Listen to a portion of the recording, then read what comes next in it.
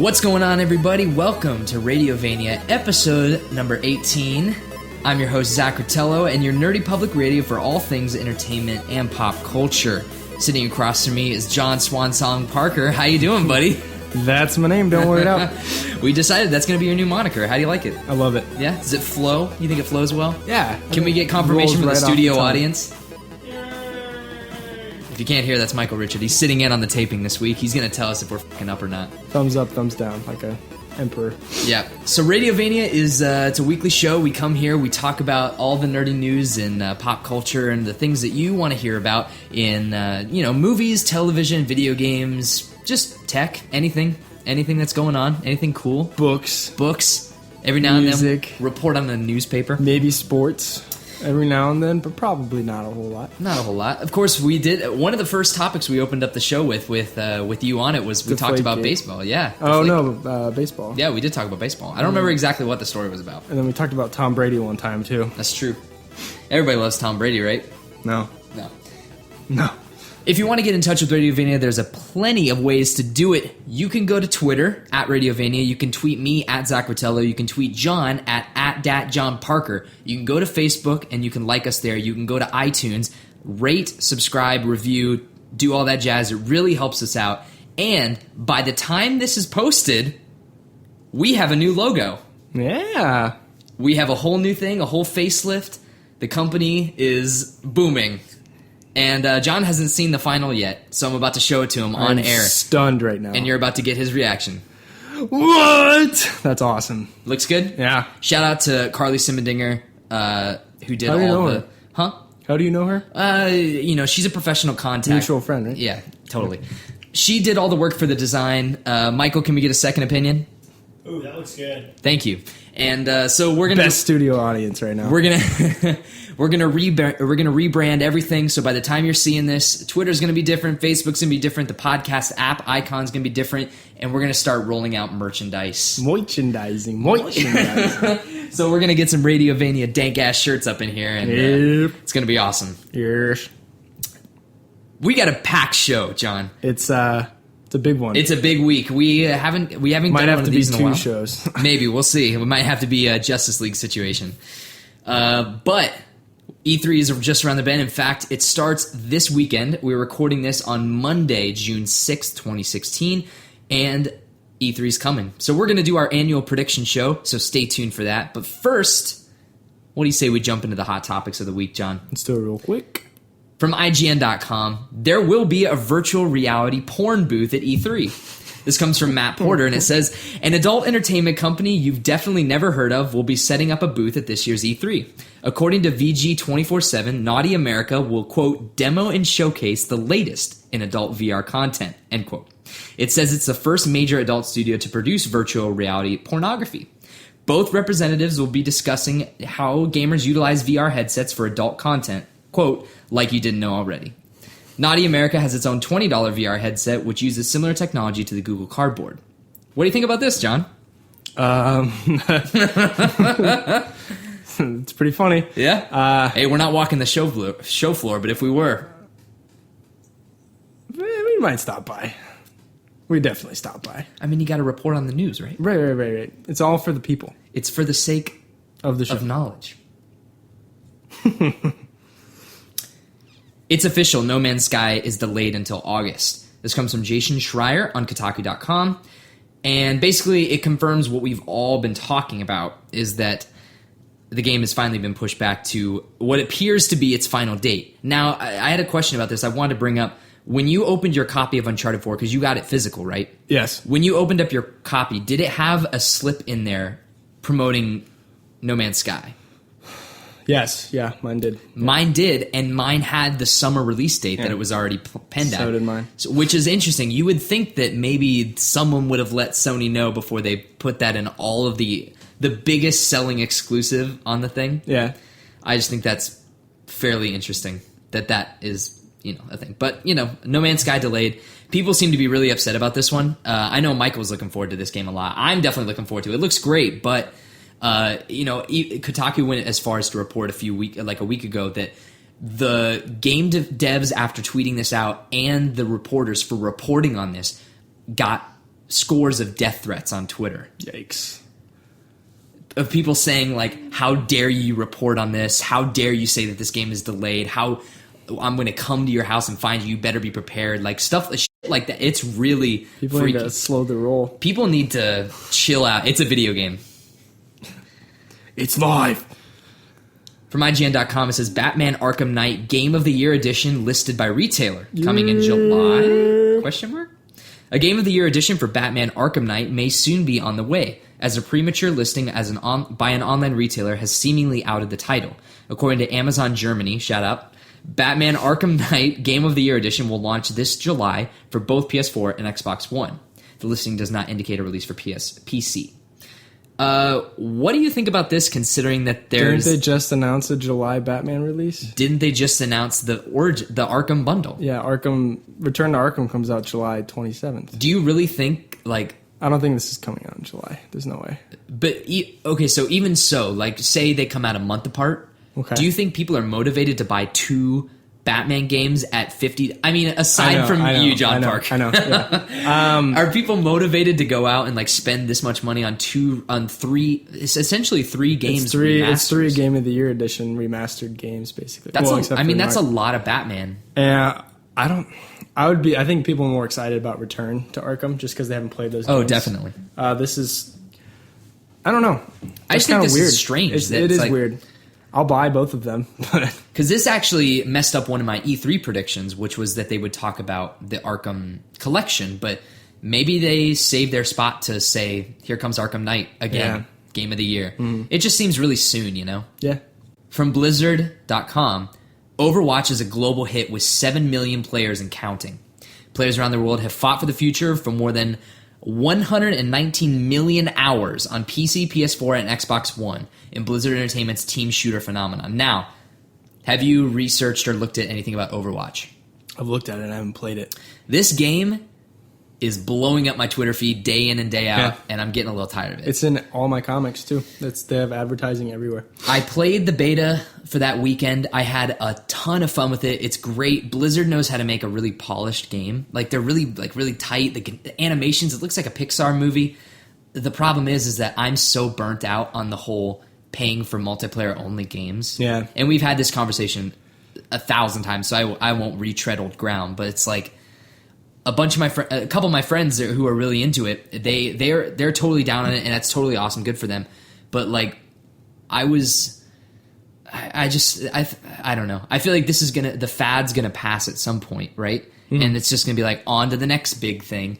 I don't know about spending $60 for a game that's just online. What's the replay value? You know what I mean? Sure. But 7 million players and 119 million hours so far is astonishing. Yeah. Uncharted 4 cut these scenes to ship on time and not mess up the tone. This comes from Connor Sheridan on Games Radar. And basically, it was an interview with Rolling Stone with Neil Druckmann. And you can read the whole article on Rolling Stone. It's really interesting. But there were a few little bullet points that Neil Druckmann had, little spicy tidbits in there. And we're going to run through this. So tell me about this. What would you think about this being an Uncharted? Close your eyes. How you feel? Tell me. How you doing? I'm just thinking about Uncharted right now. All right, here we go.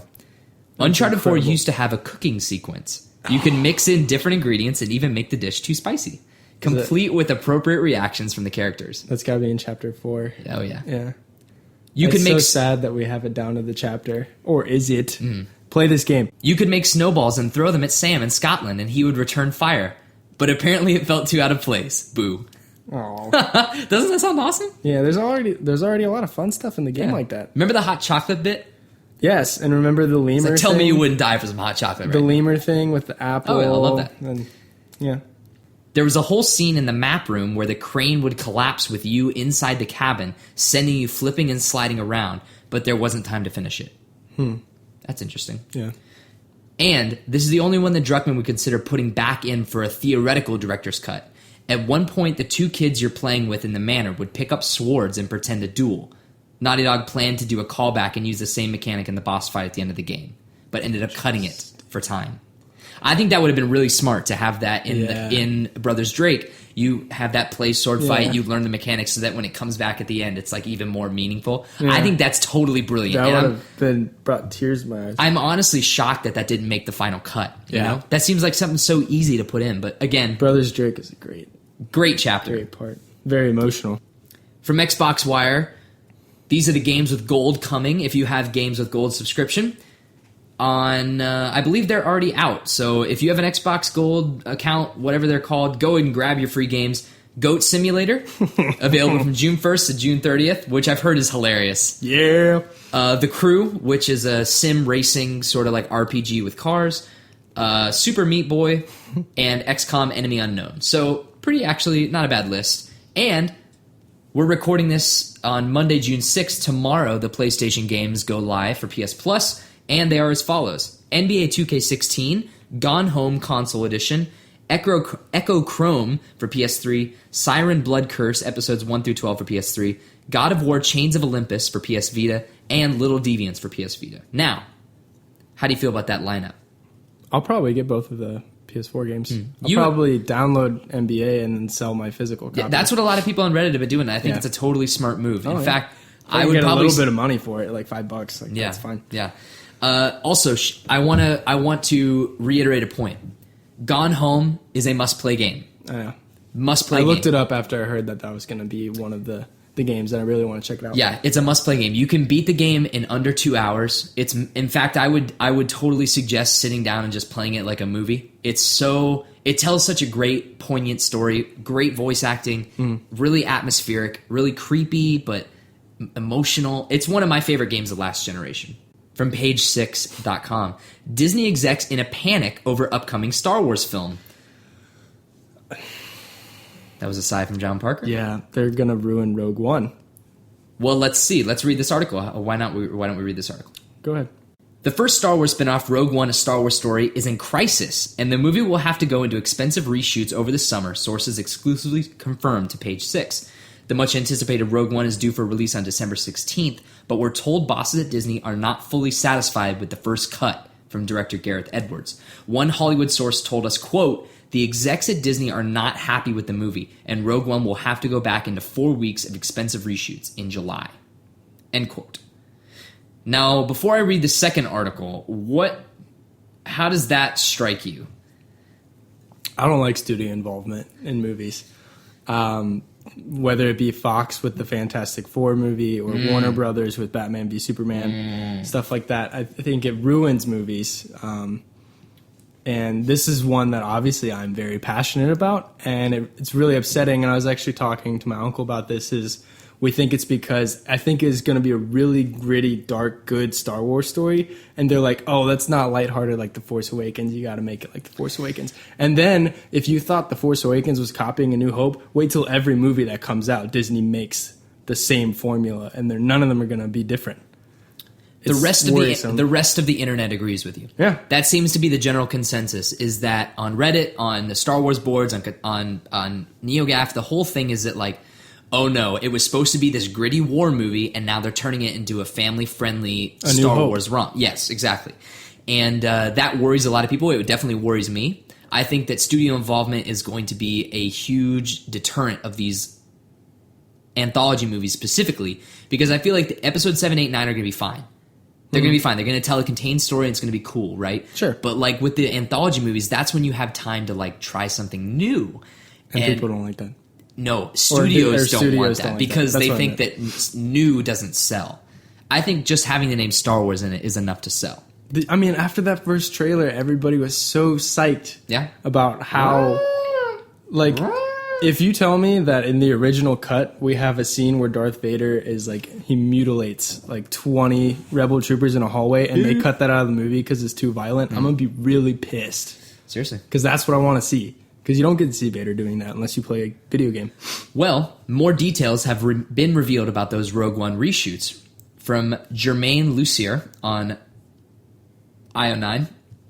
It says, Rogue One, A Star Wars Story won't be released for almost 7 months, and yet it's already the talk of fans everywhere. Today, lots of that talk was about a New York Post article saying the film was, quote, in crisis, end quote, and needed expensive reshoots. A new report now adds some much-needed detail to those claims. According to the Hollywood Reporter, the reshoots are definitely happening. However, the reason is much more specific. Quote, the movie is happening after execs screened the movie and felt it was tonally off with what a classic Star Wars movie should feel like, the article says. Quote, the goal of the reshoots will be to lighten the mood, bring some levity to the story, and restore a sense of fun to the adventure. End quote. That's not what it's... In addition, the report says that, quote, while director Gareth Edwards' first cut was a solid showing, it didn't measure up to the bar set in terms of 4-quadrant appeal, which is anything less than extraordinary won't do, says a studio insider. End quote. This is bad news bears. This is bullshit. This is bad news bears. Rogue One is really intriguing to me as a huge Star Wars nerd. As soon as they showed that little Comic-Con teaser 2 years ago or whatever, I was so on board. People have been speculating, and they're in a really bad position right now. And this is a theory that I want to bring up to you specifically as you're a bigger Star Wars fan than I am. I'm not going to ever dispute that. I don't think anyone would ever dispute that. Studio audience? No. So I want to know. We need more studio audience. We seriously do. We need like 5 Michaels to laugh at everything we say. This Radio Vania was filmed in front of a live studio audience. What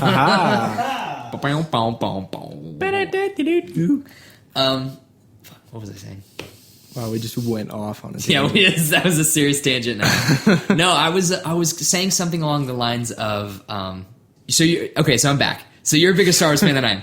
With Episode 7 being so successful, I don't think a lot of people expected it to be as good as it was. Right. I think people expected it to be as successful as it was, not as good a quality as it was. Sure. I think now Star Wars, Disney, and Lucasfilm and all that whole division. That's their golden goose. They're in a weird situation right now, which is they have to be walking on eggshells, wouldn't you think? Mm-hmm. Because like they've released a movie that people didn't expect and exceeded expectations. Now, every time that there's a slight below expectations, I think they're going to worry about meteoric response, you know? Someone comes out and says like, oh, it's to make the movie a little bit more lighthearted. And it's like, boom, we hate this. Boom, this is going to be bad. Boom, this is the worst news ever, right? Yeah. I think this is really because Episode 7 was better than people thought it was going to be. Sure. What do you think? No, I agree completely. They have a certain formula for making billions of dollars, and they want to follow that. So where do you think this leaves Rogue One standing in terms of the rankings? Do you think people view this as a good Star Wars movie, or do you think this is going to be like, well, the first anthology was bad. What about Han Solo, which is supposed to be shooting in January? I am worried about the anthology films.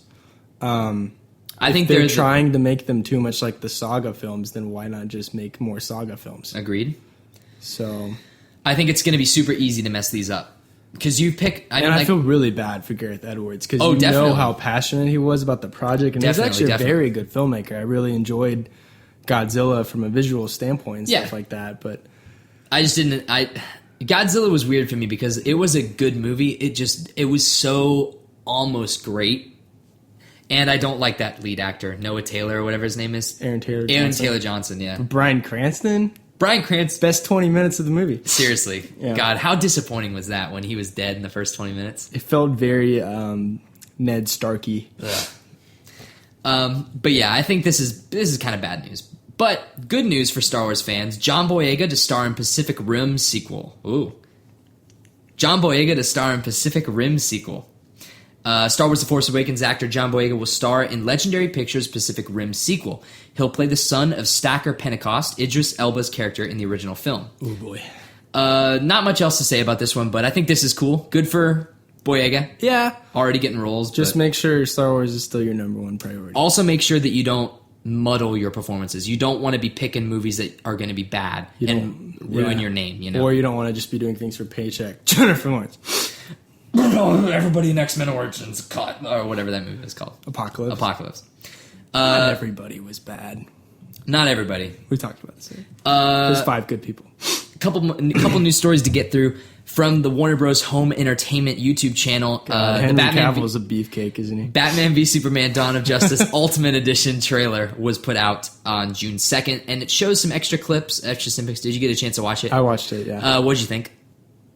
It's not going to change the movie. I at know. all. I was really worried about it because like people. What I was really upset about is them revealing that Jenna Malone's character is not Barbara Gordon. Who is her character? Just some. It's not Barbara Gordon. Just some person. Yeah, probably somebody who works at the Daily Planet. That's kind of disappointing. Yeah. Yeah, it didn't really intrigue me very much. I think the scenes that they added in were really actually kind of useless. I don't think they're showing all this. Like, obviously, it's a half an hour worth of stuff, and this is only a 2-minute video. Sure. I'm looking forward to seeing what the action additions are, because that was one thing that we talked about, is like, we wish the Batman v Superman fight was a little bit longer. Maybe it is. So God, I hope it is. Maybe it's That more. fight was Maybe so it's more disappointingly brutal. short. Like, you know. So we'll find out. But well, the big the point- trailer didn't wow me. I think is the thing No, that we're not at talking all. about. And Neither did the movie. No, I think this trailer only exists, one, to promote the movie, of course, And but to remind people that DC is still a thing. to remind it that it's rated R. Oh, Because at yeah. the end, dude, at the end of this trailer, like the Batman v Superman Dawn of Justice Ultimate Edition is like red in this red banner, and then there's a big rated R on the bottom. So it's Yeah. like they're reminding people, like, hey, by the way, it's rated R. You guys like Deadpool, right? Yeah. Hey, we Well, got Batman v Superman. I'm excited that they said, like, I think a couple of things Zack Snyder said they added was like some of the Batman scenes were more brutal, and like Affleck like says the F word a couple of times, which like classic Affleck, right? You know, so I'm looking forward to that. But Yeah. I don't know. Maybe And- maybe they'll actually call Wonder Woman Diana in the movie. That'd be Diana cool. Prince? They're just like Miss Prince, and that was in like the last 20 minutes of the movie. Like, if you didn't know, we already talked about this, but if you didn't know she was Wonder Woman, like, you're just like, who is this girl? Are you living under a rock? Who are you? Is this you? This is you. Personally, I'm hoping for 10 more minutes of email checking. Looking forward to that one. He's being sarcastic, folks. He hated that part, as did we all. God, that was ass. That part was ass. Come on. We'll get to the DC thing, man. You're gonna like. I have a way to save DC, and it's awesome. Okay. From the Hollywood Reporter, Justice League movie gets title clarified. As you recall, a couple episodes ago, we talked about how they were talking about changing the name of Justice League Part 1 and Justice League Part 2. Well, now they have. And the movie's just called Justice League. Which is fine. No more taglines. Yeah. Please don't. I like taglines, but with Justice League, I don't like Part 1 and Part 2. Yes. See, they could do Unnecessary They could do taglines. what they did with the Avengers, where it's Avengers and then Avengers tagline. Yes. So I think that's what they're probably going for. Yes. So Way like you smarter. do Justice League and then you do Justice League Darkseid War or something like that. I think since like the Hunger Games and the Divergent stuff and all that stuff, I think it's just like the adding part into your title is totally a mark of death. And I think Unless that you're Harry Potter.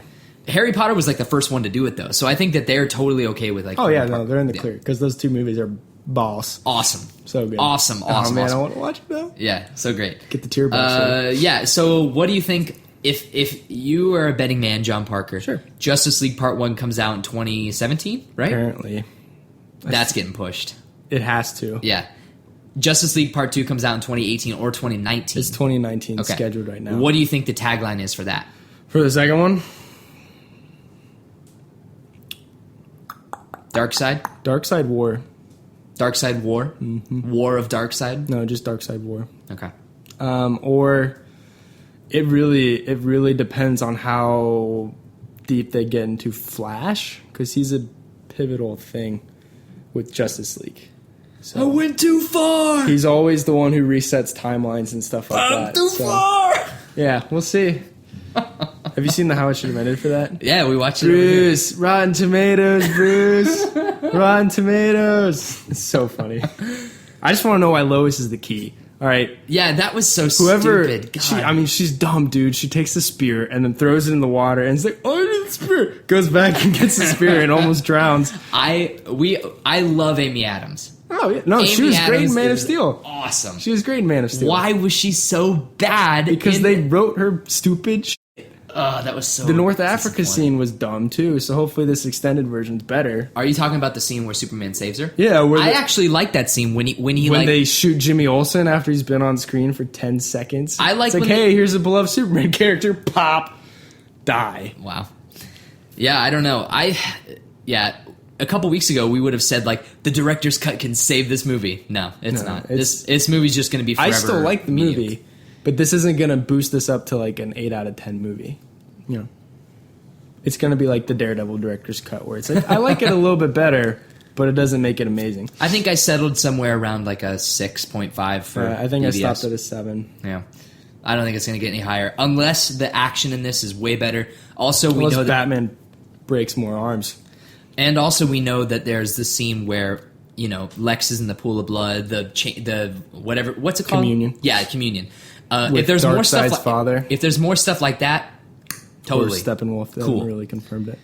But yeah, I don't know. Director's cut, we'll see. We'll see. It's a day one purchase for me, but Yeah. Oh, and by the way, it comes out it comes out in June digitally, so Yeah. I'll probably just get it digitally. We'll and watch see if it's worth physical. We'll do a Radiovania total recap of the director's cut. If you should watch it, if you shouldn't Well, watch I mean, it. I'm buying a physical copy so that I can watch the warehouse scene. Oh yeah, definitely, 100%. Also, I wanted to point out an idea I had for the show. I think that, you know, we'll watch the director's cut, but I do think that we should record a commentary for BVS at some Yes. point. And I think it would be hilarious. First Radiovania commentary. Yeah, I think that BVS is a smart way to go about it. Cause, Only if we're drunk. oh, wait, we are going to be blasted. Are you kidding me? Wonder Woman! Oh, that'd be great. I look forward to it. Well, John, E3 is right around the corner. It's the most wonderful time of the year. Michael's going to bed. Everybody say goodnight to Michael. Good night, Michael. everybody. Yeah, he's going to bed. He's a little bitch.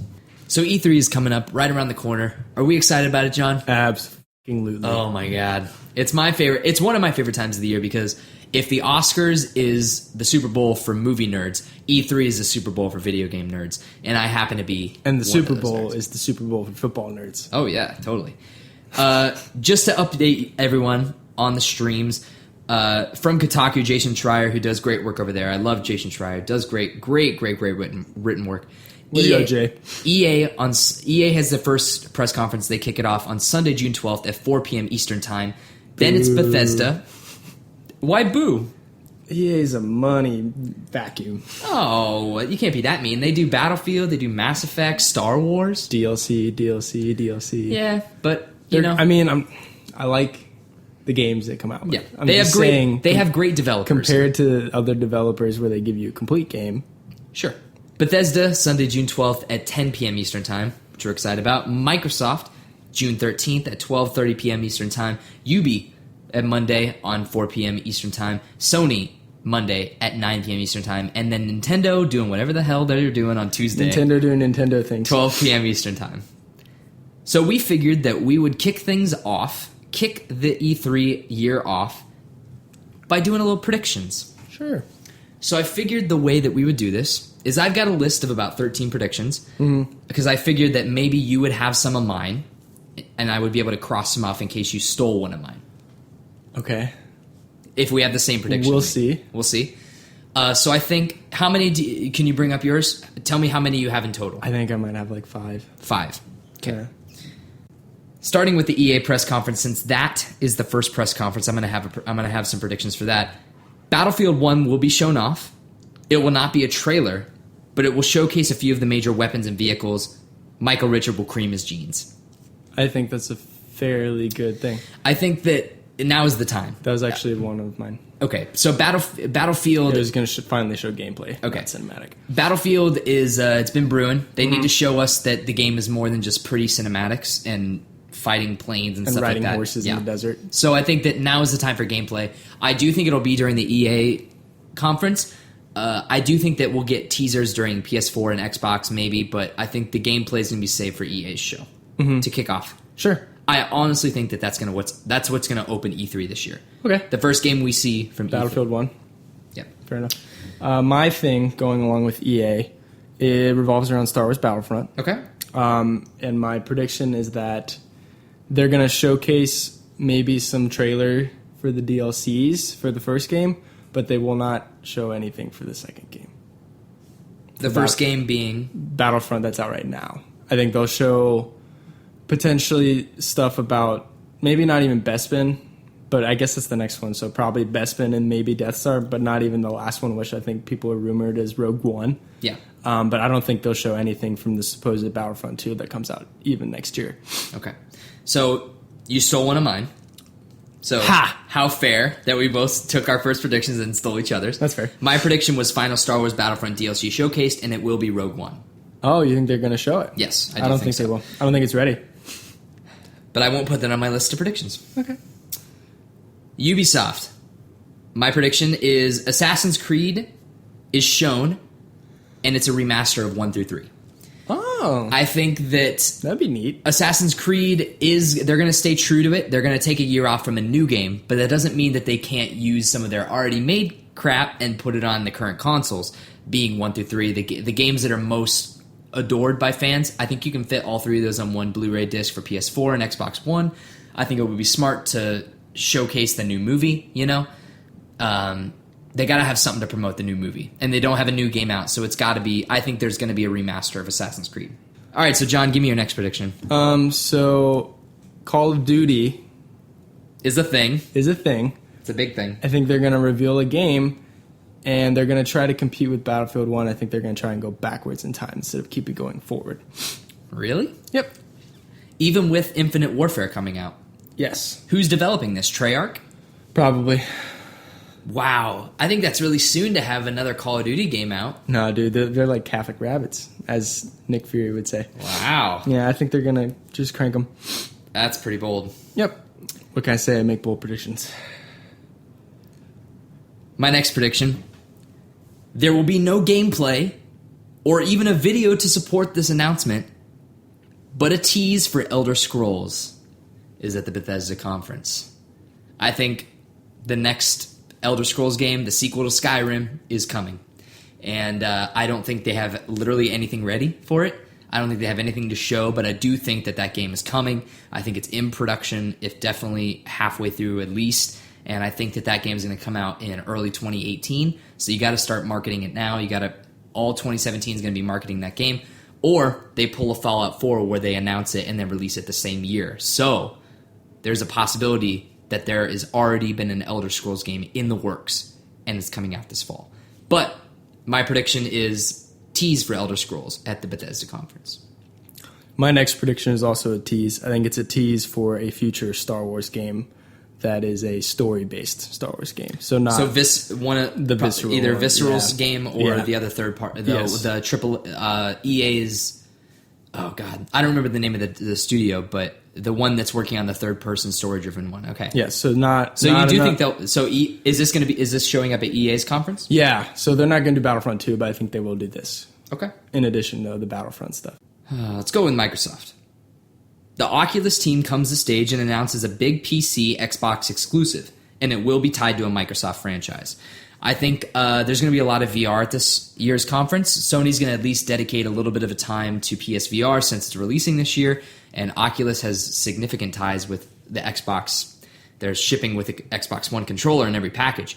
So I do think that it's time for Microsoft to start showing some big games, because right now there's not a whole lot. You got Eve, Valkyrie, and you've got rigs for PSVR, but there's nothing really big when you think of Xbox VR.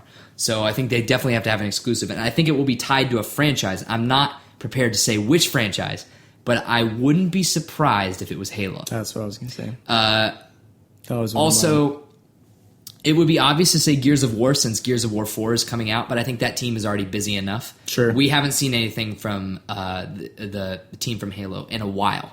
Yeah. So since Halo 5, which I mean that's a lot of work to be doing, but I do think that something's got to be there. Yeah, that was actually one of mine as well. Was a VR Halo. Oh, really? Yeah. Oh, wow, cool. Yeah. I think that's the biggest thing that they could do. That's like, buy this. We know that we're beating the dead horse with this Halo franchise. So hey, how about a VR Halo game? Didn't think we could do it enough, did you? Here's some more Halo. Boom! You're playing as Master Chief again. You are Master Chief. You are the master. You got anything? No. That's the end of your list? Yeah. All right. Until we talk about Nintendo. So save Nintendo for last because I think we'll have some discussions for that. Mm. My Sony predictions. First up, BioShock Remastered Collection dated, and there will be a trailer.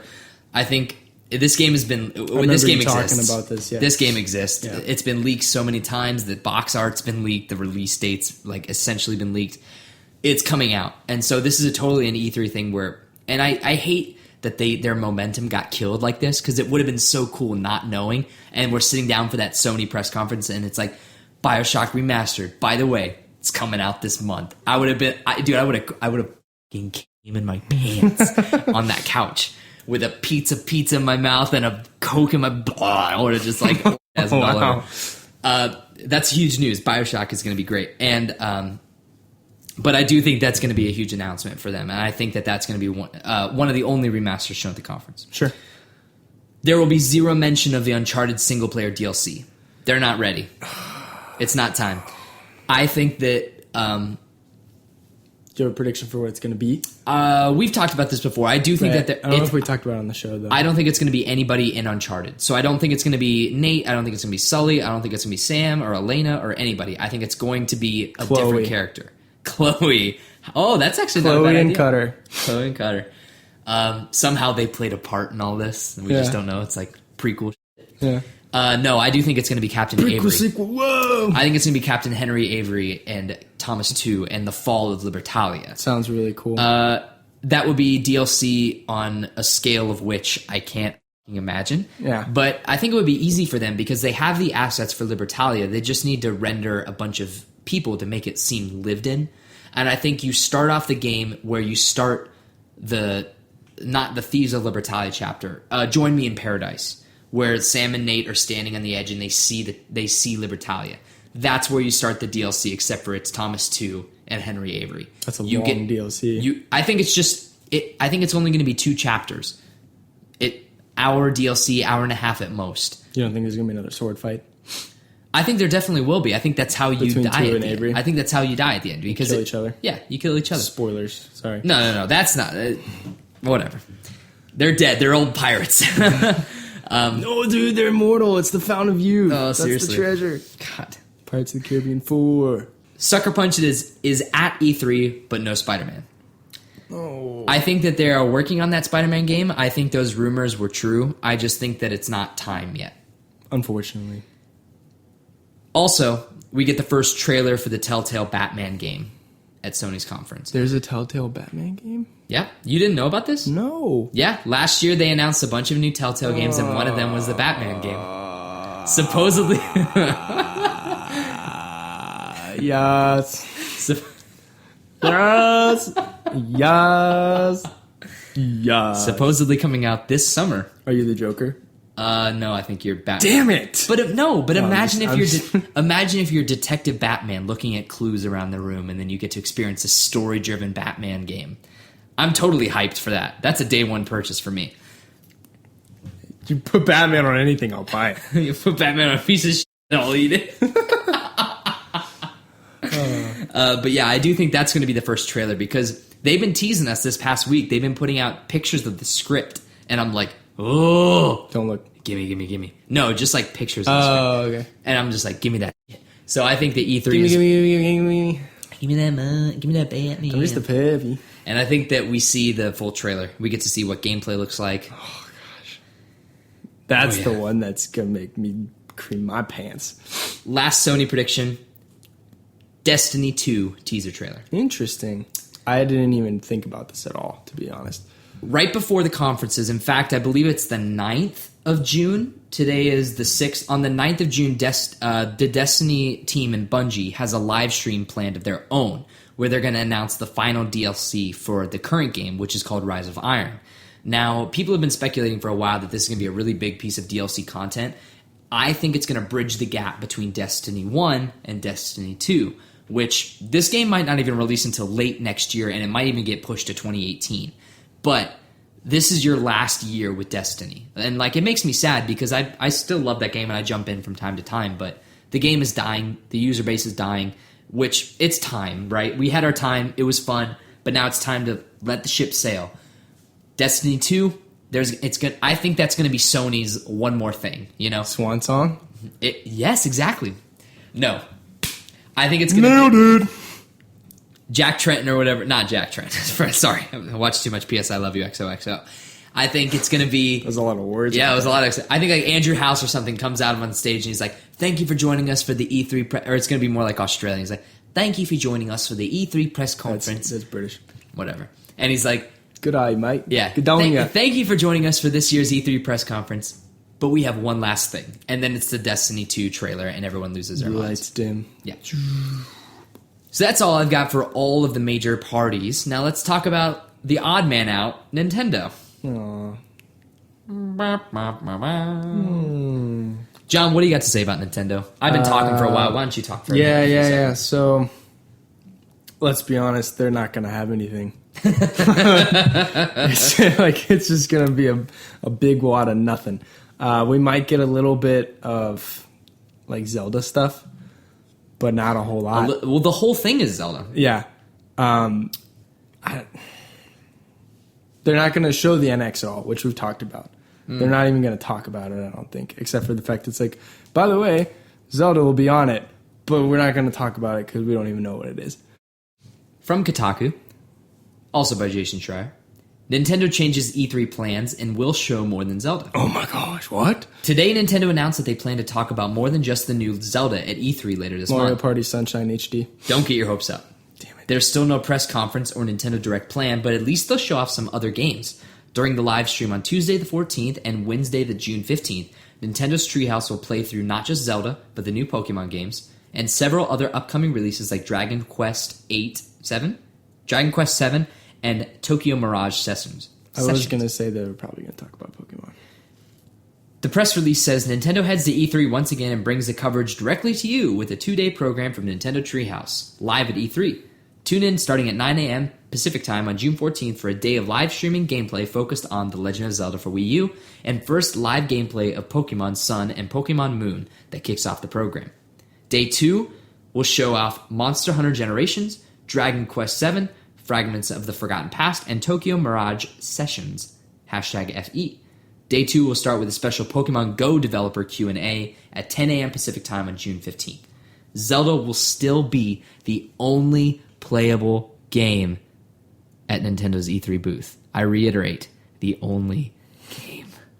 This is a sad year for Nintendo. Mm-hmm. Even them announcing more games is still not enough, right? Sure. Because, yeah, sure, people, like, the mobile stuff is big. People care about Pokemon Go. I certainly do. I can't wait to play Pokemon Go. Yeah, but or like, Sun and Moon. Yeah, Pokemon Sun and Moon is going to be great, but it's like, we know that Pokemon's going to be fun. You don't need to tell us it's going to be fun. We just know it's going to be fun. They need to show something else. And so I've got a couple predictions, but let me hear what you think. You already said what you think they're going to show, right? Yeah. No NX. Nothing like that. Maybe more Wii U HD remasters of things. Like Mario Party Sunshine. Mario Party Sunshine. Yeah. HD. Oh, I just took a really spicy sip. I got nothing.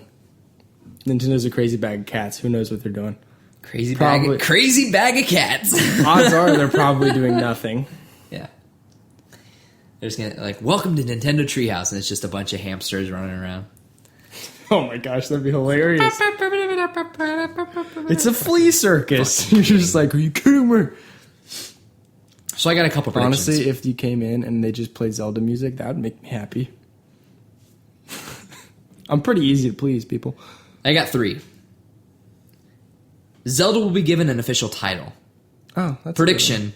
So if I get this right, I want to hold this to the Radiovania audience. Like, I'm serious. Like, confirm this for me. We're recording this on 11:55 June 6th, right? Okay. The Legend of Zelda: Rebirth of Hyrule. That's my prediction. Throwing it out there. If that's right, though, Mr. Miyamoto, I would like to meet you. I'd like to say hey. I'd like to shake your hand. I'm sorry for talking your company, but I'd love to shake your hand and say hey. Okay. There will be one last big Wii U remaster announced. It will not be Zelda or Mario. Mario Party Sunshine. That's not a game, again. I think they've remastered enough Zelda games. God, we've had 2. We've had Wind Waker and Twilight Princess. You can't do that. Mario, they're saving that Although, big... if they did Ocarina of Time, I wouldn't be mad. They already did that for the 3DS, though. What if they did like an HD of the Master Collection? That would be awesome. That'd be a ton of work. If it was an HD box that had Ocarina of Time, Majora's Mask, and then it also included Twilight Princess and Wind Waker, buy the shit out of that. Just saying. Yeah, I don't know Do what it for the NX though. I don't know what the remaster is going to be, but I definitely don't think it's Mario or Zelda. I think that's Metroid. I think Metroid is a maybe, but even that is like That'd be so wonky on the gamepad. But people are freaking out for Metroid. They want Metroid so bad, and like I never loved Metroid. I love the gameplay of Metroid, but like the world has never really interested me super well. Sure. The Prime games are great though. Yeah. I really don't know. I do think it will be like a GameCube game, or it could be a Wii game. It could be like Galaxy. No, that's Mario. I don't think they're going to do Mario. They're saving that Mario game Mario for the Party NX. Sunshine. Mario Party Sunshine. You heard it here first. That's the new game. And my last prediction. There will be one mention of the Nintendo NX, and it will be the logo. Okay. We're going to see what this console's logo is going to be, and we're going to be like, this is going to set the cadence for like, okay. It's going to suck, or it's going to not Here we suck go. as bad. Here's the NX.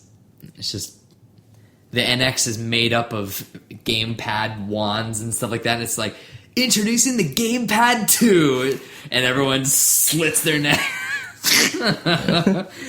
Thousands of Nintendo fans cried out in terror at the gamepad 2, and we're suddenly silenced. So that's all I got to say about E3, man. Looking forward to it, definitely. It's going to be great. I'm so looking forward to it. Some of the other predictions. The fact that you told me that there's a Telltale Batman game, like you could have just told me that. We could have done the show in 2 minutes, and I would have been fine.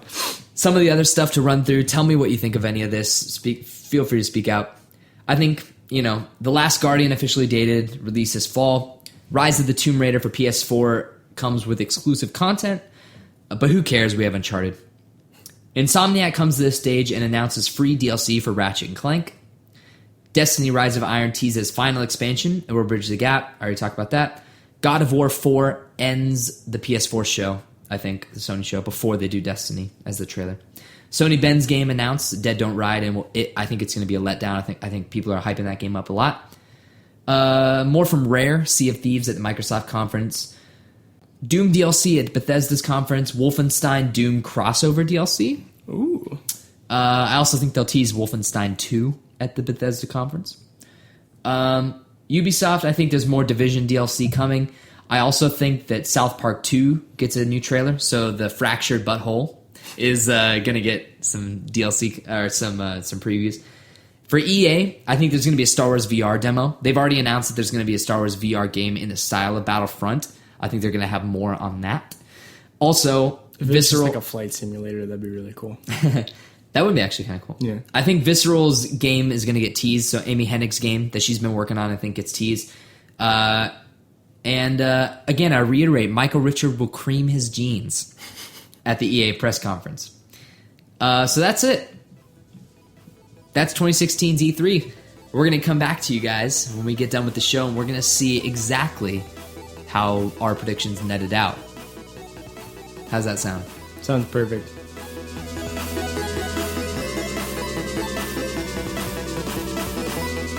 Welcome back to Radiovania, episode number 18. We just got finished with our sexy-ass E3 predictions. So sexy. Oh, so sexy. He's so sexy. And we're about to start the second half of the show with an extended At That Jon Parker talk. At That Corner. What are we calling these again? Who knows? My time to talk. What's your Twitter name? At That Jon Parker? Yes.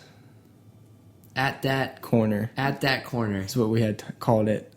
At That Corner. We'll come up with the name. We gotta come up with a better name. workshopping At a That title. Corner is a little difficult. Basically, this is the part of the show where I present something to discuss. Exactly. Okay. And they can be funny, they can be quirky, they can be game related, But news this- related.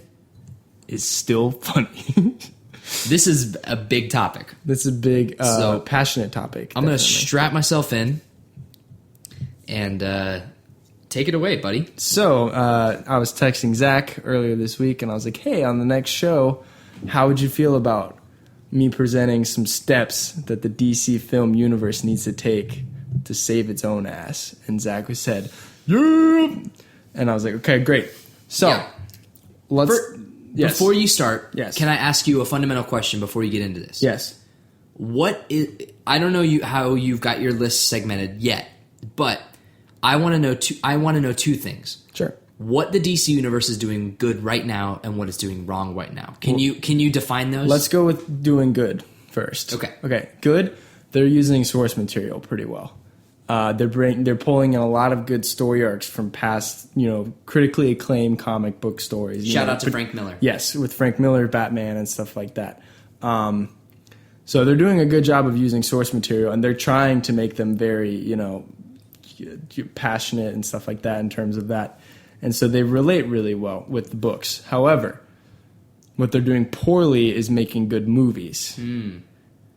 Because sometimes, if you take Watchmen, for example, they did a pretty good job of just making that graphic novel on a screen, and it's pretty good. But there's just this thing that they're missing, and it's just the essence of making a good movie, which is like, it's like emotion as well as like, laughs and stuff like that. So they need help writing, I think, is the biggest, whether it be editing. So they need help, like, obviously producing and writing, because there's some dialogue that's just awful in Batman v Superman. And the way that they edit that movie is awful, how it jumps around. And it's like, okay, Superman's about to fly off to go fight Batman, but then you have to watch Wonder Woman check her email for 5 minutes before they actually fight. So it paces really poorly. So they need help pacing, writing, and producing. They need a Godfather, and Zack Snyder cannot be that guy. So, Batman v Superman also obviously really badly edited. Like, yes. We've said this 1,000 times. Yeah. Do you honestly think that the reason why Batman v Superman was so poorly edited over Man of Steel was studio involvement? Yes. Okay, because I feel like Man of Steel was perfectly fine in terms of the I like editing Man of department. Steel a lot. I still think Man of Steel is the best Superman movie to date. Yeah. I think it's one of the more entertaining superhero movies that I've ever seen. And I think it's a powerful it's a really story. Gritty and grounded story with supernatural elements that still manages to tell like a heartfelt story. And so I really like Man of Steel. I know the critics were divided. Do you remember what the score ultimately settled down on? I think on like Rotten Tomatoes, it's probably sitting at like a 40-something%, maybe 50. I definitely don't think that's accurate. Yeah. No. I think that movie's like a solid 8. Yeah. 8.5. I like that movie a lot, and that's why I was really excited about Batman v Superman. But the things I just mentioned cause it to not be as good. So, anyway, so I have a couple bullet points that I want to bring up with you. Bring them up. These are some things that I think they should do. Okay. Possibly will do. Okay. The first one, I think they actually are doing. Okay. Get rid of Justice League Part 1 and Part 2 and just do Justice League with the sequel, which it seems already confirmed like they're doing. So already congratulations, confirmed. They're way ahead of me. The first Justice League movie should be an origin movie without Darkseid as the main villain and have him tease towards the end of the movie. What do you think about that? This bourbon is off. Oh my God. I need an ice cube. Jesus God. Who's the villain? Brainiac. The way you have to bring Superman back to life is with Kryptonian technology, and one of the biggest Kryptonian pieces of technology is the Brainiac computer. So you can have him as a villain. Because a lot of the stories that Darkseid is tied with, particularly in a couple of the animated shows and comics, is Brainiac is using Darkseid to bring Earth to its knees so that Brainiac can take control of it. So he kind of like uses Darkseid as a pawn. Is Darkseid mentioned in Part 1 at all? Yeah, oh yeah. Okay, so people know that the ultimate goal and is Darkseid. he's at the end of the movie, and that's how the movie will end, is he'll be there. But they're not going to be fighting him from like the first 20 minutes. I think that'd be stupid. You need time. The reason why I say that, you have Brainiac as a villain is because you can establish more character elements with your Justice League, who you kind of, since you're not doing individual movies before that movie comes out, you need to get some characterization under all of them, especially since all they've had right now is a couple seconds of like a mini-mart security footage tape or something. And to contrast that with Marvel, everybody's been waiting like 5 years for Thanos. Sure. So it's like, not everybody's waiting for Darkseid. Make them wait for Darkseid. Do you think that's going to be enough to make them excited about him? I think it'll help.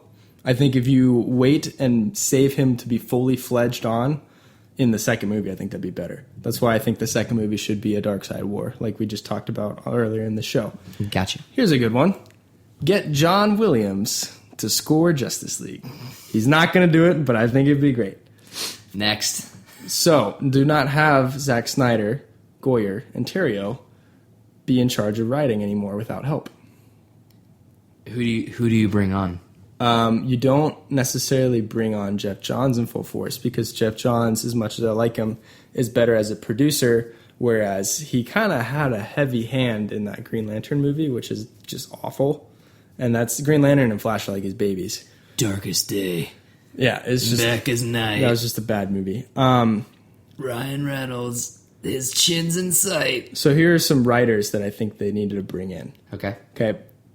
Greg Berlanti, who is the overarching producer for all the CW TV shows for DC. I think he's done a very good job with most of those, with Arrow and Flash and stuff like that. Christopher Nolan. As a writer. Yep. Well, he's still an executive producer, right? But that doesn't mean anything. That doesn't really mean He needs anything. to be more involved with making stories. Ben Affleck, who I think they've already announced that they're going to do that a little bit more. And they have announced this officially, is that Phil Lord and Chris Miller, who are doing the spin-off Solo movie, and they also did the Lego movie and stuff like that, they are writing The Flash, which I'm pretty excited about. Okay. So that's a thumbs up on my notepad. The Flash movie. Yes. You finished The Flash Season 2, right? I did. What did you think? It's good. Yeah? It's really good. Yeah. I like that show a lot. I wish that was how the movies were. It's enjoyable. Good. Okay. You need to bring Clark Kent back in the first Justice League movie, obviously. But don't bring him back super easily. We've talked about wait, this. wait. Clarify. You mean Clark Kent, the ego, the alter ego. Like Superman. Like he needs Bring Superman He back. needs to Okay. be back doing Superman things, at least Okay. by halfway through the movie. Sure. And then here's my next thing is you need to have a Man of Steel sequel before you release the second Justice League movie. Superman is not fledged out enough. I felt like he was kind of an empty shell in Batman v Superman. I think he's your staple for superheroes in general. He's the biggest superhero. You know what I mean? He started it, and you kind of did him a little bit of injustice in Batman v Superman. Not saying that he was awful in that movie, but I liked he could have. Superman. He He should just have wasn't- had. He should have had more. They were trying to. We've talked about this. They tried to have too many storylines in one movie. It's That's not why just- I think you need to have an actual Man of Steel. Yeah, sequel. it's not just that, and I don't think they are going to do a Man of Steel sequel. I think they're just going to jump straight into Justice League Part 2. Which is a bummer because I really look forward There's- to a Man of Steel The sequel. problem is there's not enough time, right? There's not enough time to do what Warner Brothers wants. Warner Brothers wants to build this universe, and what are they doing? They're moving too fast, right? So that's like their problem. So like the big problem is that, yeah, they should do a Man of Steel sequel. They should probably also do, I don't know, a Suicide Squad spin-off movie. You They know? are Harley Quinn. Yeah, well, that's not going to be until after Justice League. I'm talking about from here until the end of Justice League. Okay. Justice League should be this big, tumultuous, sort of crazy, captivating event like the Avengers was, and I just don't think it will be. I think the second one could be. It could be if they do the first one right, but it's like, The first one I think will be like an origin. again, though, I think it's part of that Part 1, Part 2 sequel problem. I think it's That's going to be why- like, people are going to leave Part 1 and being like, I have to wait for the next one. Part 2, okay, here we go. Yep. So that's why they need to fix that shit. Cancel Cyborg and Shazam until you get back on track with your larger, more important characters. You don't want to see Dwayne The Rock Johnson as Shazam? He's Black Adam, actually, so okay, he's the that's villain. They haven't cast Shazam yet. As cool as those characters are, you got to focus on your heavy hitters right now. You know, you need Suicide Squad to be good. You need Wonder Woman to be good.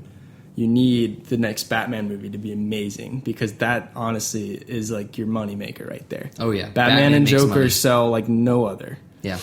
So you need all those things to be good. And you, like I said- honestly, you need this Flash movie to be good too because otherwise people are going to keep saying that the TV show's better. And you're going to have to worry about that. And so you're going to have a divided DC fan base screen-wise.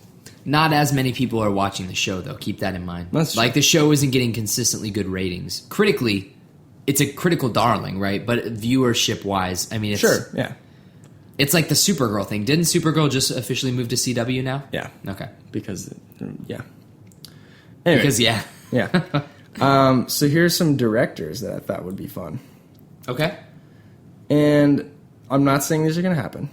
But Sure, I think these are just shot in I the think dark. these would just be cool. Yeah. This Green Lantern Corps movie that they're proposing it to be like a buddy cop movie with Hal Jordan and Jon Stewart, right? Which that's, in case some of you don't know who that is, that's White Green Lantern and Black Green Lantern. I think Jon Stewart was the host of The Daily Show. Yeah, that's true. Yeah. Anyway, Go on. Shane Black Oh. wrote Lethal Weapon. Yeah. He invented buddy cop. Also, a The modern- Nice Guys, which The we Nice have to Guys, see. which is very good. Yeah. Oh, you've seen it? No, I said which we need to see. Oh, okay. I've heard yeah. it's really good. Oh, yeah. Oh, okay. Yeah, we should definitely go see that. Here's who I cast as Hal Jordan. Even though he's Simon Williams in the Marvel Cinematic Universe, I think the perfect choice is Nathan Fillion. I think he's played the Green Lantern voice so many times in the cartoon. I think he actually fits the Hal Jordan personality very well. You don't think he's too old? I think Hal Jordan should be older than Jon Stewart. So I think in this version of this Green Lantern, I think you have Hal Jordan as like the Murtaugh of Lethal Weapon, and Jon Stewart is the Riggs, the unstable person. Getting too old for And this you know shit. who I have playing Jon Stewart? John Boyega. Just be Finn with the Green Lantern costume. Oh, wow. I like that. Nathan Fillion and John Boyega. But wait, would- John, he's got to be in Pacific Rim 2. Yeah, but Green Lantern comes out in 2020 or 2021 if they Yeah. keep pushing things back. Side note on Nathan Fillion, started watching Firefly. Love it. It's pretty good. It's I'm very not crazy about it yet. The first episode was like a two-parter. The pilot is not the best. It was still cool, though. It's good, but Let me tell you what, though. That show is dated as fuck. yep. Like, great performances. CGI and stuff. The CG is god-awful. That's early 2000s right there. Ugh. Like, I wish that... It's like Daredevil. I just wish the CG wasn't there at all, you know? Okay, moving on with more casting Yeah, stuff. keep it going. The person who I have, I think Darkseid will probably have to be a mocap character or a fully CG character because you don't want to have an Apocalypse Redux. Have they announced actors in the running for Darkseid? but I have a great idea for his voice. Bring it on. John Noble, otherwise known as Lord Denethor from Lord of the Rings: Return of the King, also the Scarecrow in Batman Arkham Knight. Okay. I think he'd be a great voice for Darkseid. Yeah, I love that guy. Very sinister. I love that guy. Sinestro, who is Green Lantern's villain. Hugo Weaving, also known as Elrond or Red Skull in the Marvel Universe. You're running out of actors, though. Brainiac. I might botch the pronunciation of this name, but I think it's Cillian Murphy, who is the guy who played Scarecrow. Cillian Murphy, who played Scarecrow in the Dark Knight trilogy. I think he's creepy enough that he could probably play like an animatronic type thing. Interesting. Yes, you ready for this? This is how you make Aquaman good. Careful. This is a pretty stacked cast. Your production company's gonna be spending a lot of money on this. I know. You ready for this? Yeah, hit me. Aquaman's villain, I think, will be his brother, who they've had plenty of comic stories about him fighting his brother for control of Atlantis. And I think his older brother should be played by Sean Bean. Because Sean Bean is amazing, and I want to see him in everything. And my last footnote, casting wise, is You're Denzel just Washington. trying to reunite the Game of Thrones cast. No, Lord of the Rings. No. Khal Drogo and Sean Bean. Oh yeah, that too. My last footnote is Denzel Washington somehow. Just get him in there. Wait, as who? Anybody. I think it'd be cool. Gotta be honest with you, this is pretty a whacked out list. I know. Okay. This is in a perfect world. I think it'd be cool if he's an Aquaman. He plays Black Manta, who is Aquaman's arch nemesis, who wears like that fish, hunting diving suit. Sure. So you don't actually see his face until the end of the movie. He takes his mask off, and you're like, "Oh, it's Denzel Washington!" And he just winks at the camera, because he's awesome. DC's. That's how you save DC. This is folks. how you save DC. You just have Denzel winking. Denzel. Here's some more directors for you. Joss Whedon. Okay. Matthew Vaughn, who is the director of X-Men First Class, who I think is a very talented filmmaker. They just announced, I don't know if you saw this, they got a new Flash director, and it's Rick Famuyiwa, who directed the movie Dope. Yep. I like James Wan doing Aquaman. I don't know if he's as psyched about it as everyone else is. George Miller. Yes. Doing a movie. The problem. go where ahead. it's kind of like, think like Mad Max Thunderdome. So it's like a gladiator type movie between Superman and Lobo. And that's going to be like way down the road. Because you got to be able to establish like your cosmic entities by then. But I think that'd be a really cool movie that he could do. Because he's more of a, storyboard. Yeah, here's the problem. Is that the end of your list? Yeah. Okay, so Now let's talk about first how of bad all, it is. round of applause. I was bored. If Michael was here, he would clap. You were bored? I was bored at work. So right. Well, it was a good list. I actually think a lot of those things were great points. The first thing I want to bring up is George Miller. People have talked about that on Reddit a lot, about like, bring George Miller in. He knows how to make a good action movie. And it's like, no.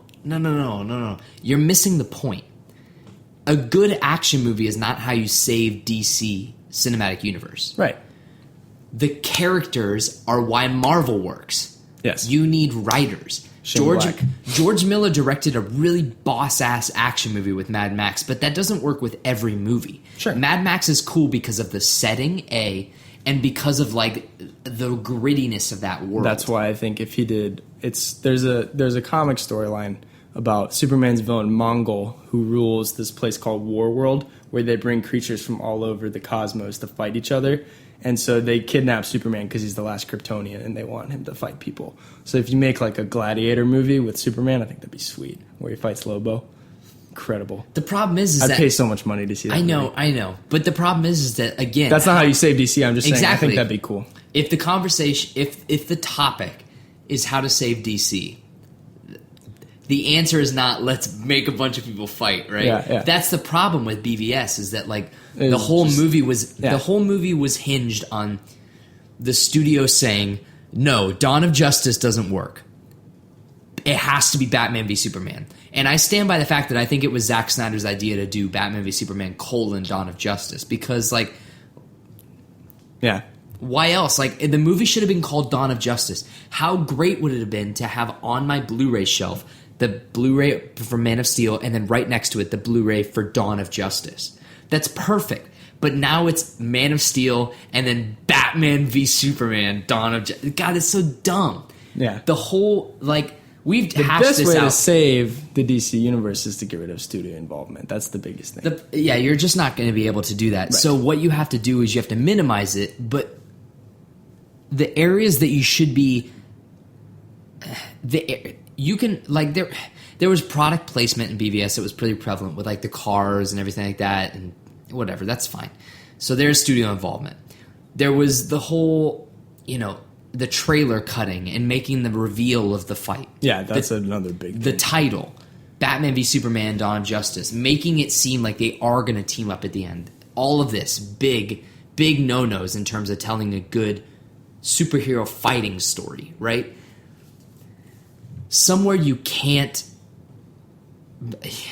waver in studio involvement. Like, if you're the director, Zack Snyder, if you're listening, somewhere in an area that you just can't say no, and there's no room for compromise, is in the writing. You can't let the studios change the writing of this. And I'm not saying that we know that the Batman v Superman script was altered in any way, but it just feels like a shell of a movie when you really look at it. And it's disappointing. Because a lot of these ideas you're bringing up are cool, and comic book fans would definitely freak out about them. But Denzel Washington. But the problem is that comic book fans can't save a universe of movies. No, they definitely can. Comic book fans are slim, and like, as much as I love the industry, and you love it way more than I do, and you appreciate it way more than I do, which is awesome, and I'm glad that I can talk to you about it and have someone to relate to about that. But movie fans are more casual. You need people that go to see, oh, I heard Batman and Superman are going to fight. Let's go see this movie. It's not like people aren't willing to sit through a fight. Like, who knows who Lobo is? Who knows who these people are? And they're going to watch like a gladiator match. Sounds incredible. It does to a comic book fan, but like to the general consumer, that's what I think Warner Brothers and like the studio execs are seeing. They're like, people aren't in for this whole like deep comic book lore and fighting thing. They're not up for this backlog of story. They just want to see the Avengers take down Loki. There's your story. Next, please. Next moneymaker. Yeah.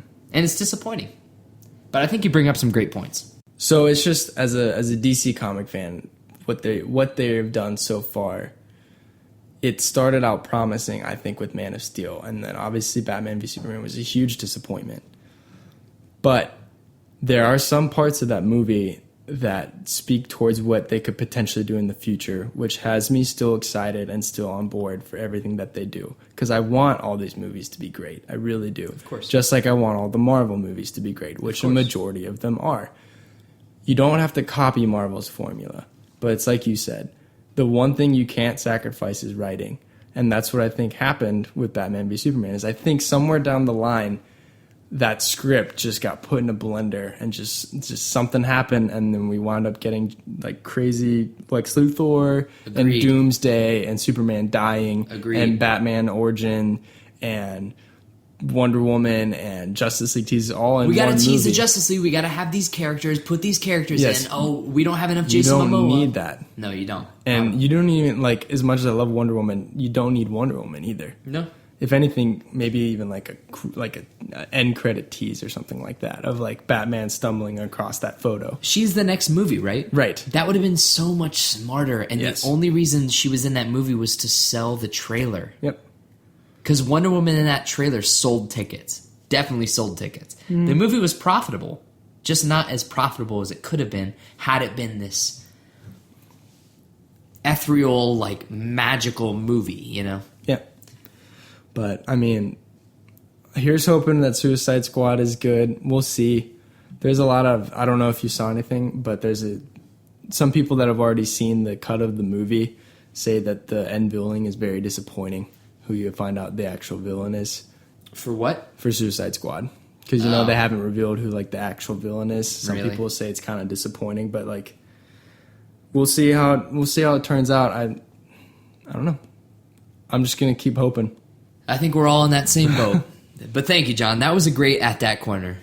Yeah. Good topics, good notes, good ramblings. I appreciate it. Yeah. I think And our Rebirth audience is doing well. So even if they can't get it right on the screen, at least in the books right now, they're doing pretty good. Yeah.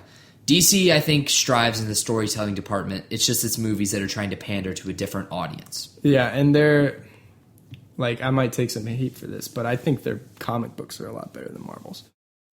I agree with you. From the ones that I've read, definitely, 100%. So, but Marvel has perfected the movie-making business with the MCU. It's unparalleled. Yep. I would have argued a while ago. Nothing's ever going to be the Avengers again. For a while, you know, it was like these X-Men movies are really good and like they're making a great franchise, and then the MCU just like kicked it to the curb, and it's just like, guess what? All of our movies are intertwined, and it's great, and it's not confusing with time travel and stuff like that. So, yeah. Props to them. I'm glad. The best part about this whole thing is regardless of how, you know, Batman v Superman turned out, people are superhero movie fans now, and that gets comic books sold, which is an industry that, you know, I really support and I want it to keep happening. And so, you know, I think that I like how it's making it more of a, you know, universally loved genre with the whole superhero thing. So Agreed. Good stories are hard to come by, and I think that the superhero... They can't all be Spider-Man 2, let's just put it that way. No. But no one will ever be Toby. Sam Raimi directs a DC movie. That's how you save the DC universe. Can we please get Henry Cavill walking down the street listening to Staying Alive by the...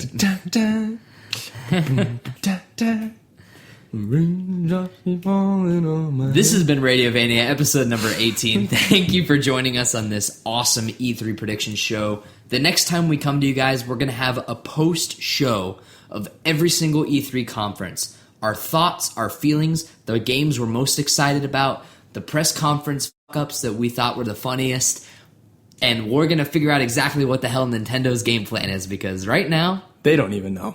They don't even know. John, if you want to get in touch with us, where can you go to get in touch with the show? Twitter, email. You Where? Can call Where me. on Twitter? You can... It's at Radiovania on Twitter. At Zach Rotello on Twitter. That's me. At that Jon Parker on Twitter. That's me. You can email us at radiovaniashow@gmail.com. And also check out our Facebook page. Also check out the Facebook. Also, leave a rating or review on iTunes. It really helps us out. If you subscribe to the show, rate, review, it really, really, really helps. And tweet us or email us if you want us to talk about something. Because we would love to hear from the fans. We know you're out there. There's 400 listeners. We're pretty nice guys, I think. But we're friendly. We're pretty cool. Also, We love to hear what you want us to talk about. bouncing this off you since we're being transparent on the show, was thinking about buying some Humble Bundle codes from like the monthly Humble Bundle things they do with like the website thing for Steam and stuff like that. They do sometimes for Wii U and 3DS. They have codes for like a bunch of games. I'm thinking about buying those, and if you write in, maybe we'll give some free codes away for games. Hey guys, that sounds pretty cool. All you gotta do is listen to the show, ask a question, and we'll give you a free game. How's that sound? I think it sounds pretty great. Yeah. Maybe I'll write into the show. Hey, I'll know. I'll be like, wait a second. Another Jon Parker writing into this show? I know this guy. Who's Ladies Man 69? That's not me. I bought it on eBay. Hey, is Shia coming back for Transformers 5? No way. No way. There's them not all even a back. chance that they can get Wahlberg back. The golden goose would be if they can get Mark Wahlberg and Shia LaBeouf in the same movie. No humans. Just have Optimus Prime. You don't need humans in these movies. God, Revenge of the Fallen is a terrible movie. Ass. We should do our next commentary. No, I don't have the stamina. The first 30 minutes. Okay, we could before we just pass out. Thank you for listening to this week's episode of Radio Vania. We'll be back with our E3 Super Show presentation. John, thank you very much. Thank you, Zach. It's always a pleasure. Go play Uncharted 4. No.